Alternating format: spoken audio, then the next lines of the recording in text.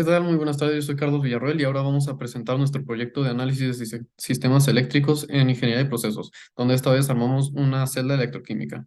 Ahora bien, en este video, con base a investigaciones y experimentos previos, vamos a presentar los datos recolectados en relación al amperaje y voltaje obtenidos por las celdas propuestas inicialmente por cada uno de los miembros del equipo. Posteriormente, vamos a presentar el modelo final para que pueda el usuario observar cómo ésta se conectó en serie y posteriormente mis compañeros presentarán los objetivos y la justificación de este proyecto. Muchas gracias.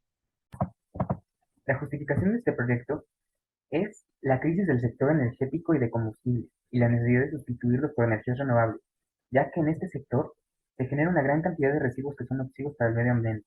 Por eso se plantea la elaboración de una batería de celdas electroquímicas en la que el electrolito está compuesto por materia orgánica biodegradable.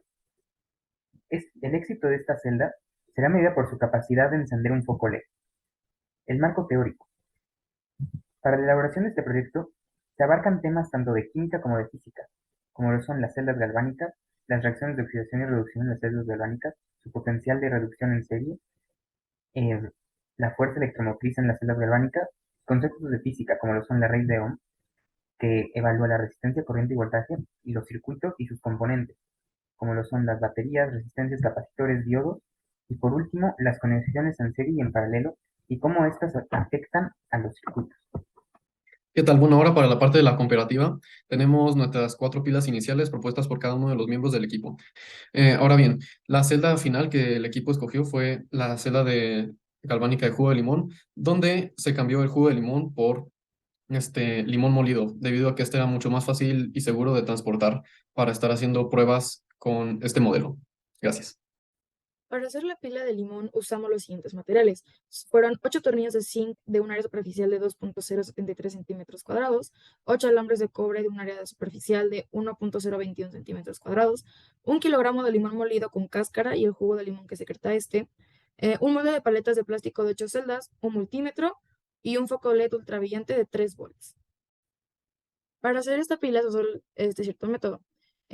Lo primero que hicimos fue en las celdas de los moldes de paletas de hielo, insertamos, bueno, así llenamos hasta el tope de las cáscaras de limón y le insertamos un tornillo de zinc y un alambre de cobre a una distancia de 0.5 centímetros.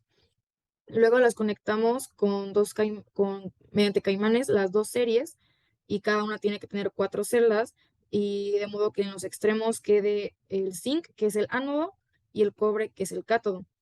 Y después teníamos que insertarle otros 2 caimanes a los extremos para poder conectar las 8 celdas en paralelo después de estar conectadas en serie.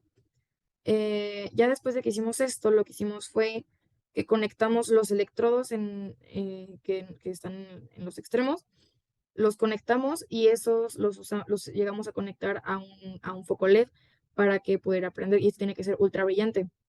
Y después, al final, ya que hicimos todo esto, se desconecta el LED y se mide el voltaje y el amperaje, o sea, la corriente, para saber pues, la cantidad de estos, y teníamos que saber cuánto tiempo tardaba en descargarse totalmente pues, esta pila. Tardamos aproximadamente 5 horas y media en que ya dejara de estar encendido el LED, y al final se tienen que registrar estos datos cada media hora.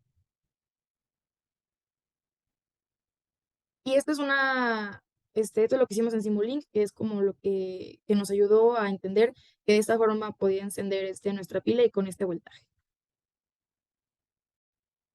Y pues así queda nuestra pila al final, ya con todos los caimanes conectados a nuestro foco LED. Ahí no se había encendido por la razón que pues estaba de día, pero sí encendía y tardó 5 horas y media en apagarse en su totalidad.